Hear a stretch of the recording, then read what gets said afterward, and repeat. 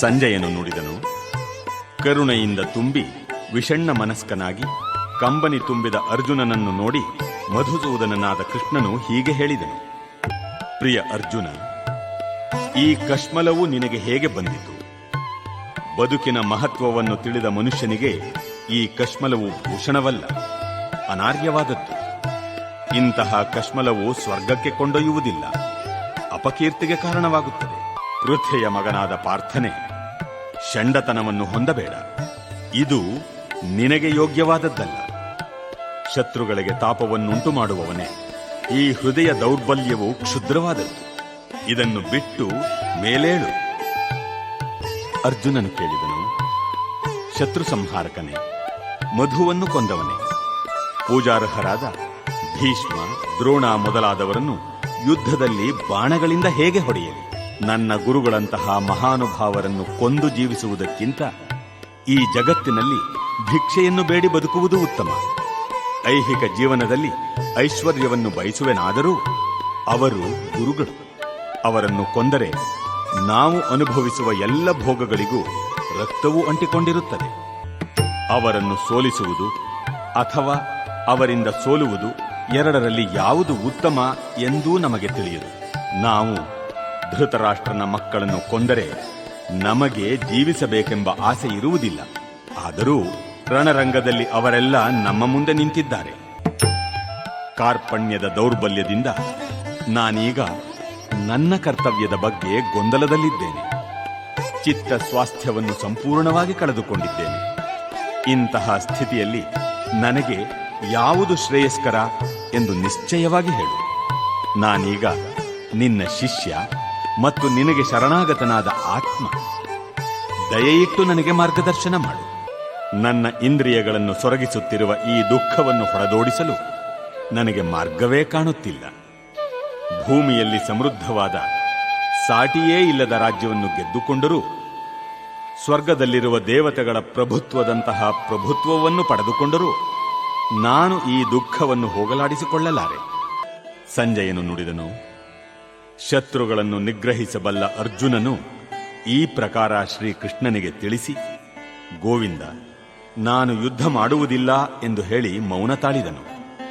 ಭರತನ ವಂಶಜನಾದ ಧೃತರಾಷ್ಟ್ರನೇ, ಆಗ ಎರಡು ಸೈನ್ಯಗಳ ಮಧ್ಯೆ ವಿಷಾದದಲ್ಲಿ ಮುಳುಗಿದ ಅರ್ಜುನನನ್ನು ಕುರಿತು ಕೃಷ್ಣನು ನಸುನಗುತ್ತ ಈ ಮಾತುಗಳನ್ನು ಹೇಳಿದನು. ದೇವೋತ್ತಮ ಪರಮ ಪುರುಷನು ಹೀಗೆ ಹೇಳಿದನು. ನೀನು ವಿದ್ವಾಂಸರಂತೆ ಮಾತುಗಳನ್ನು ಆಡುತ್ತಿದ್ದೀಯೆ, ಆದರೆ ಶೋಕಕ್ಕೆ ಯೋಗ್ಯರಲ್ಲದವರನ್ನು ಕುರಿತು ಶೋಕಿಸುತ್ತಿದ್ದೀಯೆ. ಪಂಡಿತರು ಸತ್ತವರಿಗಾಗಿ ಆಗಲಿ ಬದುಕಿರುವವರಿಗಾಗಿ ಆಗಲಿ ದುಃಖಪಡುವುದಿಲ್ಲ. ನಾನು ಇರಲಿಲ್ಲ ಎನ್ನುವ ಕಾಲವೇ ಇರಲಿಲ್ಲ. ನೀನೂ ಇರದಿದ್ದ, ಈ ರಾಜರೂ ಇರದಿದ್ದ ಕಾಲವೇ ಇರಲಿಲ್ಲ. ಭವಿಷ್ಯದಲ್ಲಿಯೂ ನಾವೆಲ್ಲರೂ ಇರುವುದಿಲ್ಲ ಎನ್ನುವುದೇ ಇಲ್ಲ. ದೇಹಸ್ಥ ಆತ್ಮವು ಈ ದೇಹದಲ್ಲಿ ಬಾಲ್ಯದಿಂದ ಯೌವನಕ್ಕೆ, ಮುಪ್ಪಿಗೆ ಒಂದೇ ಸಮನೆ ಸಾಗುವ ರೀತಿಯಲ್ಲೇ ಆತ್ಮವು ಸಾವಿನ ನಂತರ ಮತ್ತೊಂದು ದೇಹಕ್ಕೆ ಸಾಗುತ್ತದೆ. ಧೀರನಾದವನು ಇದರಿಂದ ಗೊಂದಲಕ್ಕೆ ಒಳಗಾಗುವುದಿಲ್ಲ. ಹೇ ಕೌಂತೆಯ, ಸುಖ ದುಃಖಗಳು ಸ್ವಲ್ಪ ಕಾಲ ಕಾಣಿಸಿಕೊಳ್ಳುವವು, ಕ್ರಮೇಣ ಮಾಯವಾಗುವವು. ಚಳಿಗಾಲ ಮತ್ತು ಬೇಸಿಗೆಗಳು ಕಾಣಿಸಿಕೊಂಡು ಮಾಯವಾಗುವಂತೆ. ಭರತವಂಶಜನೇ, ಅವು ಇಂದ್ರಿಯಗಳ ಗ್ರಹಣ ಶಕ್ತಿಯಿಂದ ಉದ್ಭವವಾಗುತ್ತವೆ. ಅವುಗಳಿಂದ ಕ್ಷೋಭೆಗೆ ಒಳಗಾಗದೆ ಸಹಿಸುವುದನ್ನು ಕಲಿಯಬೇಕು. ಪುರುಷ ಶ್ರೇಷ್ಠನೇ, ಸುಖ ದುಃಖಗಳಿಂದ ವಿಚಲಿತನಾಗದೆ ಉಭಯ ಸ್ಥಿತಿಗಳಲ್ಲಿಯೂ ದೃಢನಾಗಿರುವ ಮನುಷ್ಯನು ಮೋಕ್ಷಕ್ಕೆ ಅರ್ಹನಾದವನು. ಅಸ್ತಿತ್ವದಲ್ಲಿ ಇಲ್ಲದಿರುವುದು ಐಹಿಕ ದೇಹ ಉಳಿಯುವುದಿಲ್ಲ ಮತ್ತು ನಿರಂತರವಾದದ್ದು ಆತ್ಮ ಬದಲಾವಣೆ ಹೊಂದುವುದಿಲ್ಲ ಎಂದು ಅಧ್ಯಯನ ಮಾಡಿ ಅವರು ಈ ನಿರ್ಣಯಕ್ಕೆ ಬಂದಿದ್ದಾರೆ. ದೇಹವನ್ನು ಯಾವುದು ವ್ಯಾಪಿಸಿದೆಯೋ ಅದು ಅವಿನಾಶಿ ಎಂದು ನೀನು ತಿಳಿಯಬೇಕು. ನಾಶವಿಲ್ಲದ ಆತ್ಮವನ್ನು ಯಾರೂ ನಾಶ ಮಾಡಲಾರರು. ಅವಿನಾಶಿಯೂ ಅಳತೆಗೆ ಸಿಕ್ಕದಿರುವುದು ನಿತ್ಯವೂ ಆದ ಆತ್ಮನ ಐಹಿಕ ದೇಹವು ನಾಶವಾಗಲೇಬೇಕು. ಆದುದರಿಂದ ಭರತವಂಶಜನೇ, ಯುದ್ಧ ಮಾಡು. ಜೀವಿಯು ಕೊಲ್ಲುತ್ತಾನೆ ಎಂದು ಭಾವಿಸುವವನಿಗೂ ಅದು ಕೊಲ್ಲಲ್ಪಟ್ಟಿತು ಎಂದು ಭಾವಿಸುವವನಿಗೂ ತಿಳುವಳಿಕೆ ಇಲ್ಲ. ಏಕೆಂದರೆ ಆತ್ಮನು ಕೊಲ್ಲುವುದೂ ಇಲ್ಲ, ಕೊಲ್ಲಲ್ಪಡುವುದೂ ಇಲ್ಲ. ಆತ್ಮಕ್ಕೆ ಯಾವಾಗಲೂ ಹುಟ್ಟು ಎನ್ನುವುದಿಲ್ಲ, ಸಾವು ಎನ್ನುವುದಿಲ್ಲ. ಅದು ಹಿಂದೆ ಹುಟ್ಟಿದ್ದಿಲ್ಲ, ಈಗ ಹುಟ್ಟಿ ಬರುವುದಿಲ್ಲ, ಮುಂದೆ ಹುಟ್ಟುವುದೂ ಇಲ್ಲ. ಅದು ಜನ್ಮರಹಿತವಾದದ್ದು, ನಿತ್ಯವಾದದ್ದು, ಶಾಶ್ವತವಾದದ್ದು, ಪುರಾತನವಾದದ್ದು.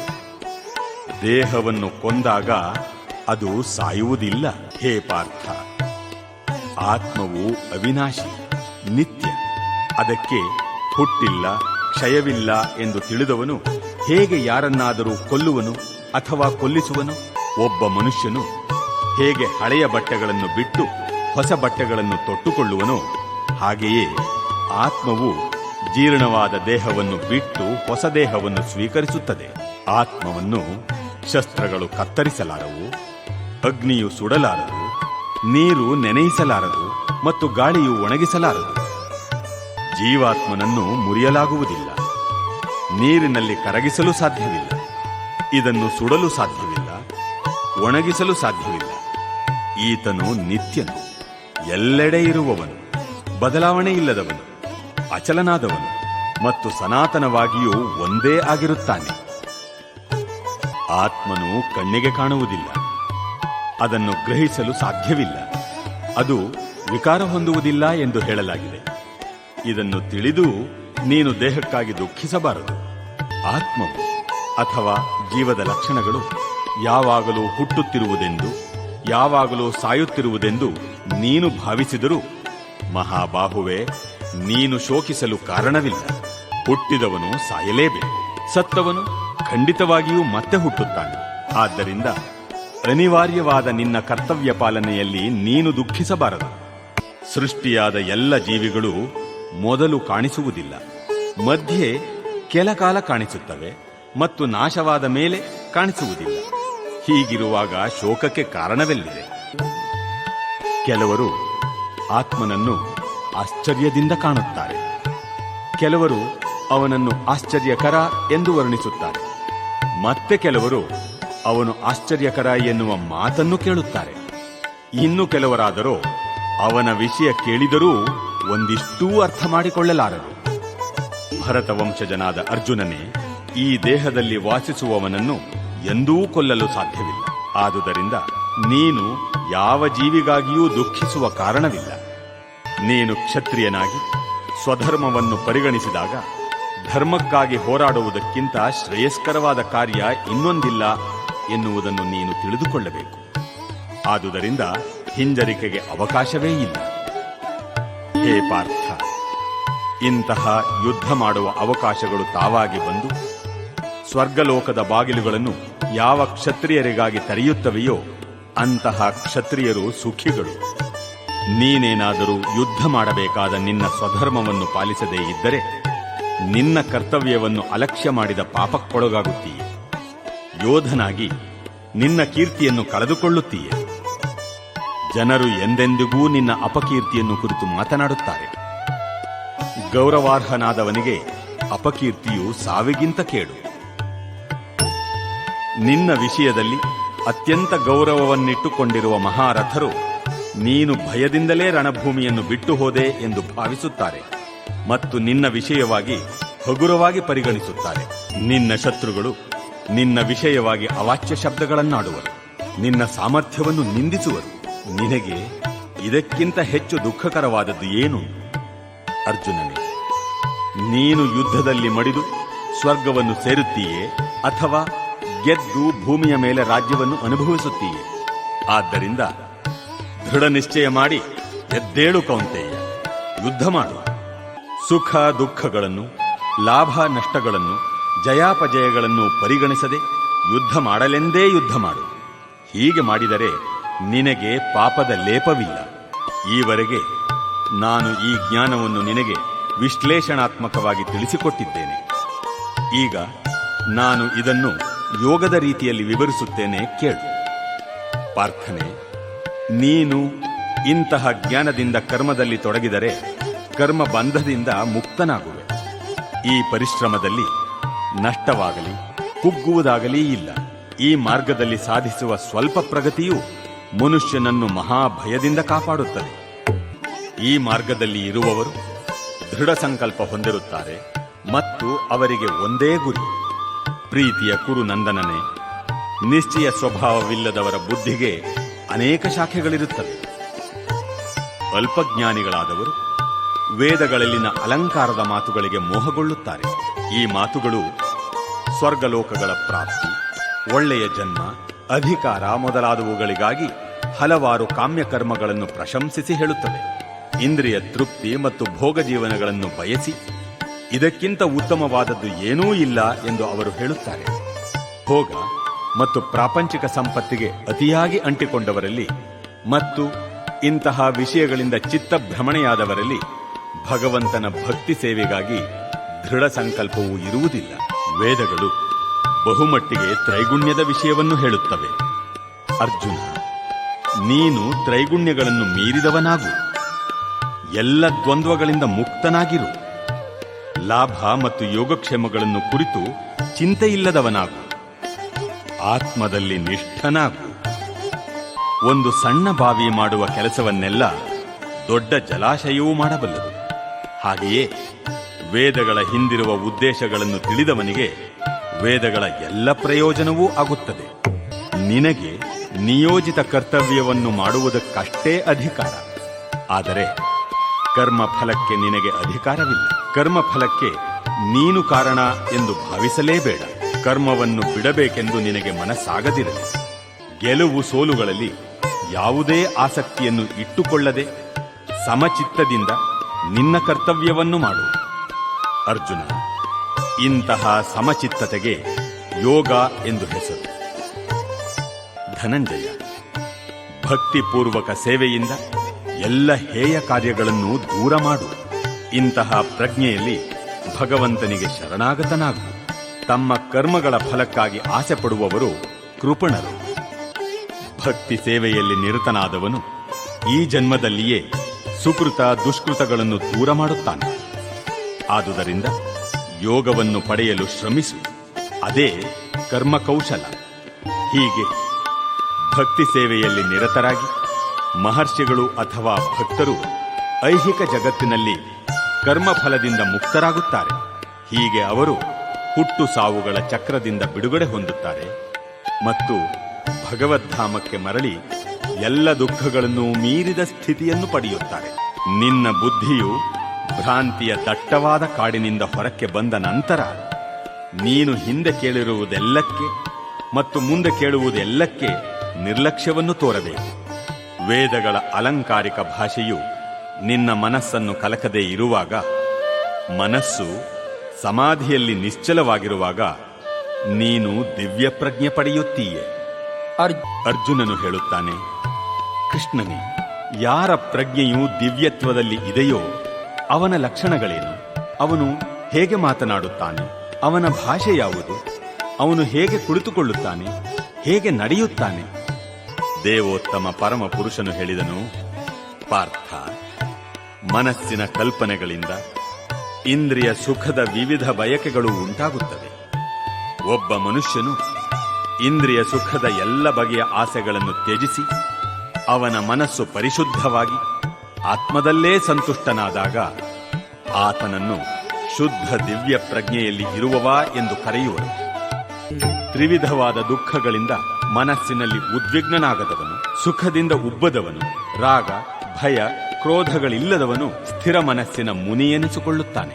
ಐಹಿಕ ಜಗತ್ತಿನಲ್ಲಿ ಒಳ್ಳೆಯದಾಗಲಿ ಕೆಟ್ಟದಾಗಲಿ ಯಾರ ಮನಸ್ಸನ್ನು ತಾಗುವುದಿಲ್ಲವೋ, ಯಾರು ಅದನ್ನು ಹೊಗಳುವುದೂ ಇಲ್ಲವೋ ತೆಗಳುವುದೂ ಇಲ್ಲವೋ ಅಂತಹವರು ಪರಿಪೂರ್ಣ ಜ್ಞಾನದಲ್ಲಿ ಸ್ಥಿರರಾಗಿರುತ್ತಾರೆ.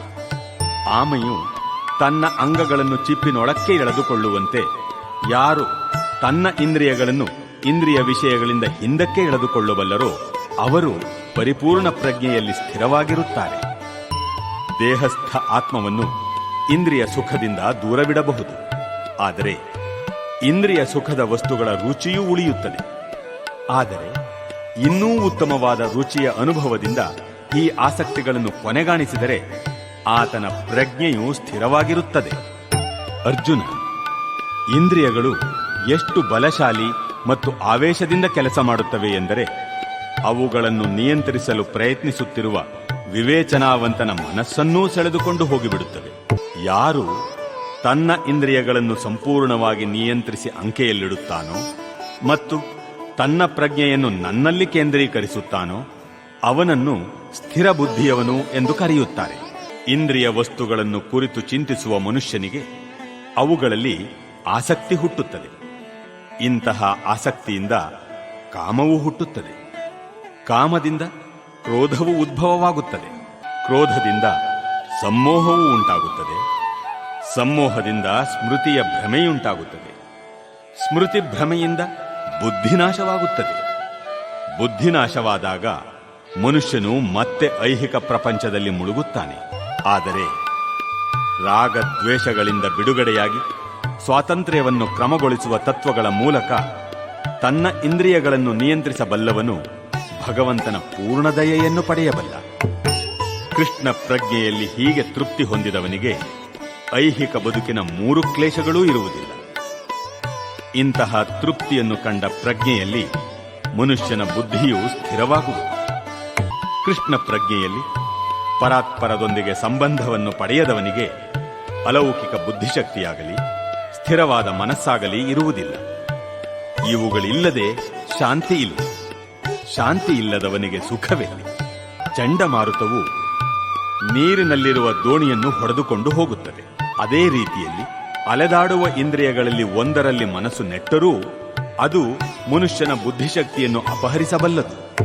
ಮಹಾಬಾಹುವೇ, ಈ ಕಾರಣದಿಂದ ಯಾರು ತನ್ನ ಇಂದ್ರಿಯಗಳನ್ನು ಅವುಗಳ ವಸ್ತುಗಳಿಂದ ತಡೆದಿಡುತ್ತಾನೋ ಆತನು ನಿಶ್ಚಯವಾಗಿಯೂ ಸ್ಥಿರ ಬುದ್ಧಿಯವನು.